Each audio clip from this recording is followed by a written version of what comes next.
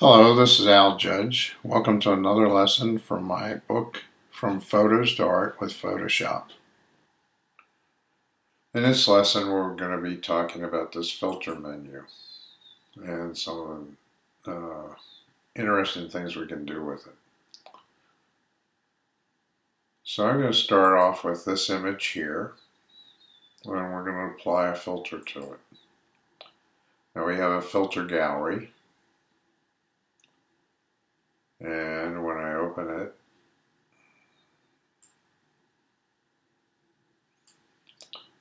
it's showing me that image in a very large size. It says 100%, but I'm going to go down to 25% so I can see more of it. And I go down a little bit again. So there's my image. And I have a series of filters here that I can choose from. This group is the artistic group. Of the filters that I particularly like, and particularly for this image, is called Fresco. You see, as I click on it, that image is going to change.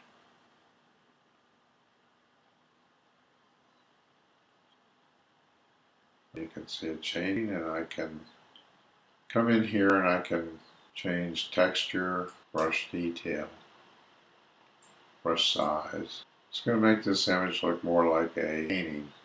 Let's take that size up a bit. As we've made it larger, you can see it looks more like a painting. Let's now make some changes and maybe we'll see the effects better. Okay, it's beginning to look more and more like a painting. So that's one choice. Another one that I like for a lot of images is palette knife. And you can see the image changing right now. Again, it'll look very much like a painting instead of a photograph. In general, you can just go through and check out different ones, see what you like. And you don't really need to do anything. Photoshop's going to do it for you. That was watercolor. Plastic wrap is kind of interesting in some cases. This one doesn't work particularly well, but I will blow it up a bit so you can see better what it looks like. It's like it has a piece of cellophane over top of it. There are certain cases where this gives a very nice effect.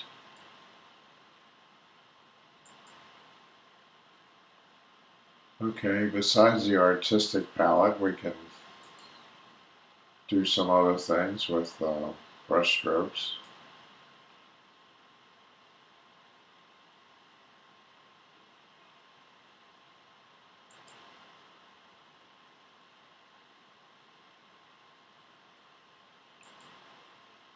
And I'm just clicking on a few of these so we can see things change.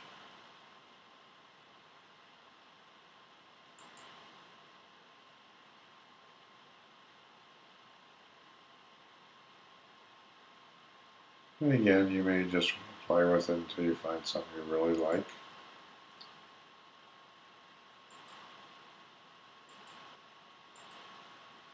You can do some distort patterns, sort of looking at it through glass block.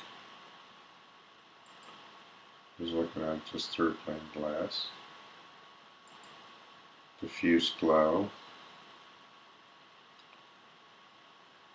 Here we can also do some sketching. Do that as a charcoal sketch. Chrome.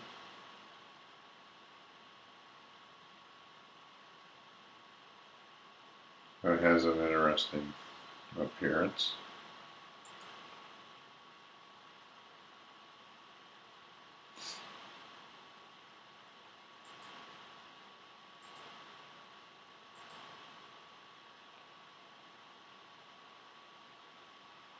Another abstract approach.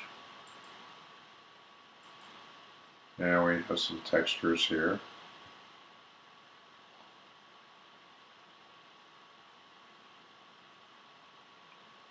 If we zoom in on this a bit, I think you'll see more of that texture.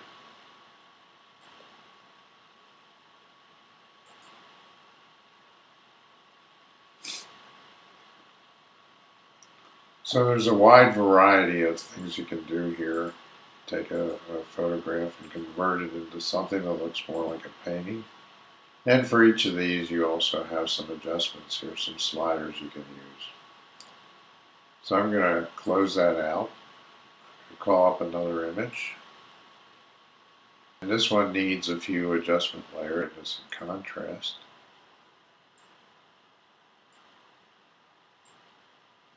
Add a bit of contrast, brighten it up a bit. Okay. Okay, let's work with the colors a bit and some vibrance to this.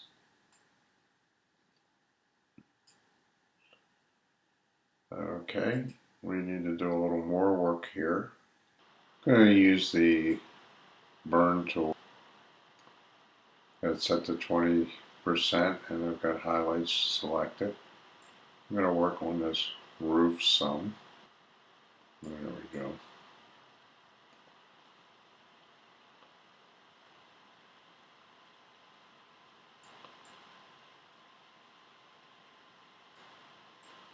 There's some really bright areas in this image. I'll tone them down somewhat.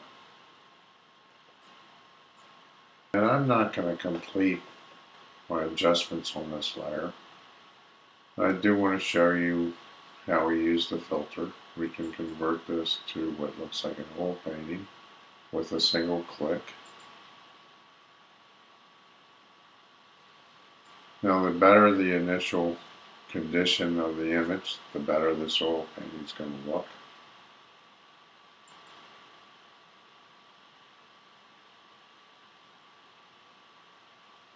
And we go fit screen. You can see some of the effects of the oil painting.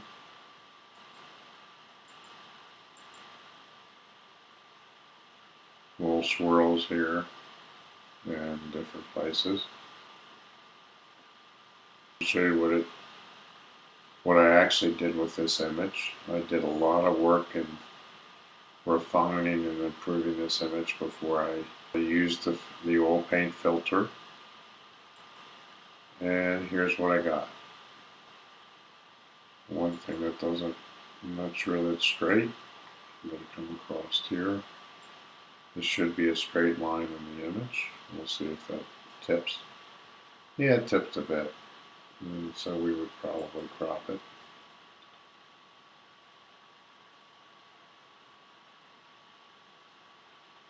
But you can see as an oil painting, this has some really highly saturated colors.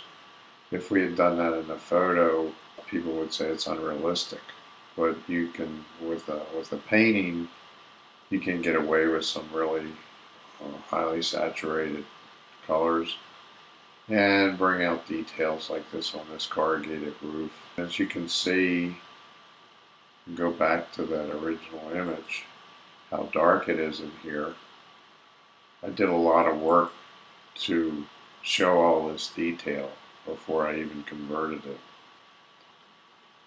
But I mainly just wanted to show you how you can take an image and with just one click, totally change the appearance. And we'll just talk about a few other things. And as we had talked one point in another lesson about converting to smart filters and using Camera Raw. So I can take any image I have, convert it to smart filters, and use the Camera Raw filter, and adjust it just as if it were a raw image. There are a number of other things here. You can take a portrait and you can use Liquefy, and you can actually change a person's appearance quite a bit with that. You can change from a frown to a smile if you're really good at it. And there's a number of other things. There's blurs here where you can add blur. You can blur the background to make it look like you have a shallow depth of field when you didn't. Lots of other things you can do there. You can sharpen.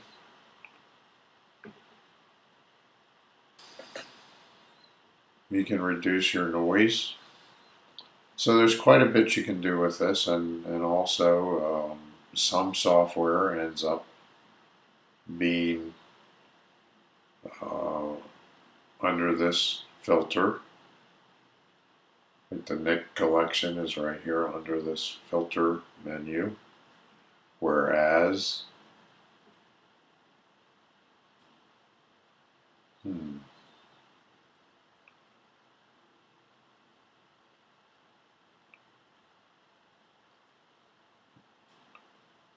there's another Nick menu that shows up under our file menu. I'm going to close that in a minute so you can see where I got it from again. Come under Automate and click on Nick. Actually, I closed it, so it's not going to open up again. But that's where it was.